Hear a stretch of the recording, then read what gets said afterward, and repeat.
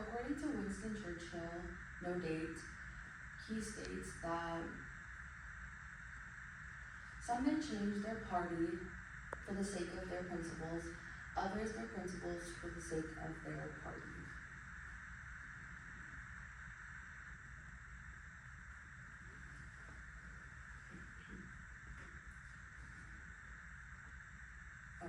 Are, are any of you tired of the constant commotion surrounding the United States political party system?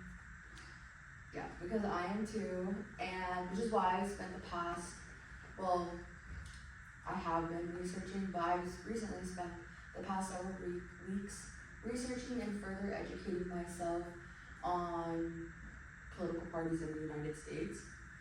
Today I will be trying to persuade you all on why I believe that political parties are more harmful than helpful today. And I will be doing that by introducing you guys to three main problems. The first one being identity shame, political violence, and government gridlock. Have any of you guys ever felt ashamed for a political stance you guys have had? Okay. Well, you guys aren't alone. Something that I've noticed throughout the past several years is that in the mass media, it has now become a place that has perfectly cultivated this black and white narrative of what it means or looks like to be either a Democrat or a Republican. And it has led to many people to feel that they are betraying their side, or that they won't be accepted, or they will be treated differently for what they believe in. And this has ultimately led to more hate, more harm, and more division amongst us Americans. Next I will be talking about political violence. Political violence, though it is something that has existed in the United States and all over the world for many years, it is something that has recently skyrocketed in the last 5 years.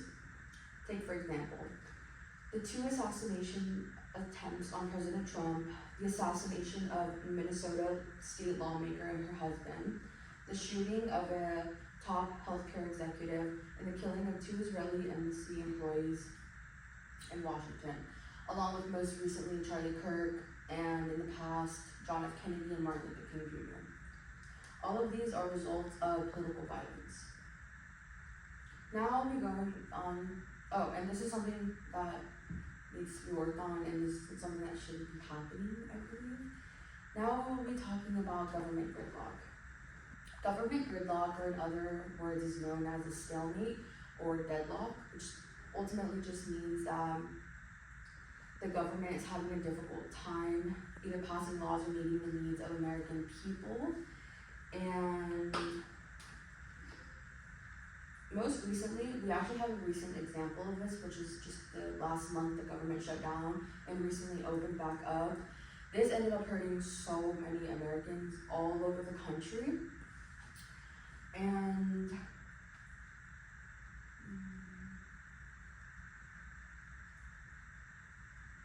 according to Fed Week in 2025, it found that roughly 670,000 American government employees were furloughed and 730,000 were sent to work without any pay. This was producing pockets of lost wages and uncompensated wages across the U.S. Now that I've introduced you guys to the main problems, I'll be moving on to talk about the causes. So starting with identity shame, there's many reasons why people will feel shame around their political stances and parties and all of that. But specifically, I'll be talking about when someone either disagrees or doesn't agree with their political party. So what I found, like I mentioned previously, is that the media, again, has created this left, right, good, bad, Republican, Democrat, black and white mindset, and it's being portrayed on the media. We all consume media every day. And it has left us, average people, with very little gray, or in other words, compromise to be shown on, like, the internet and everything. And according to the Foundation for Economic Education in 2018, political discourse has become more about shame due to the reasoning that as people we ascribe the source of the issue to whoever believes in it. Take, for example, a touchy subject currently, gun ownership. If you are pro-gun ownership, you are pro-mass shootings. If you're anti-gun ownership, it automatically means you're anti-Constitution. It's like, there is no in between, no matter what, and there's no hearing anyone out, no matter what. And this has led to so much, like such a toxic cycle where we're not able to get out of it, and there's no positive change, there's no compromise whatsoever. And instead it just leaves us with labels like, you're too woke, you're bad, you're dumb, you're this, you're that, and then there's no change.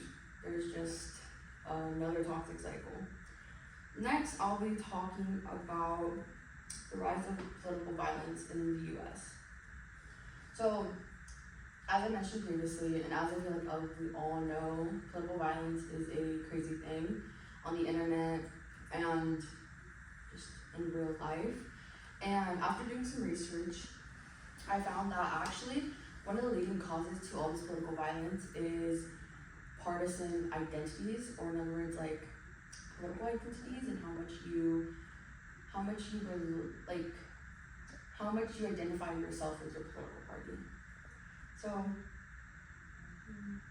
according to the Greater Good magazine, they found that partisan identity strength correlates with how much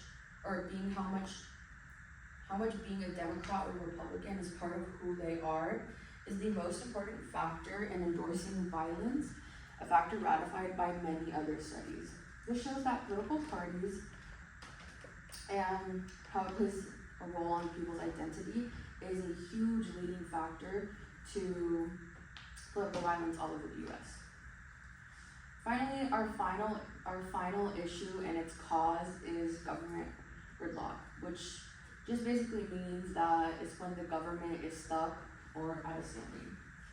So the reason why this happens so much is because people, more specifically government officials like executive judges, congressmen, congresswomen, and senators, are all so much more focused on their party's agenda instead of meeting the needs of American people.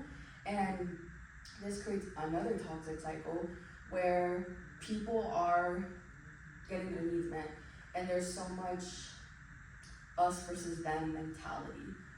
And a survey shows that 85% of Americans say that Democrats and Republicans are more focused on fighting each other than solving problems.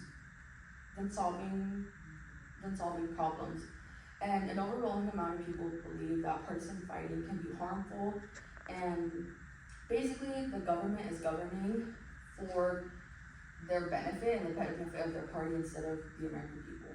Again, this leaves no compromise.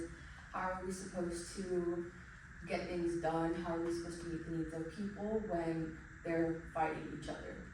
Which is another reason why I believe, and you guys should believe, that political parties are more harmful than helpful. Lastly, I'll be giving you guys solutions. Honestly, the first main solution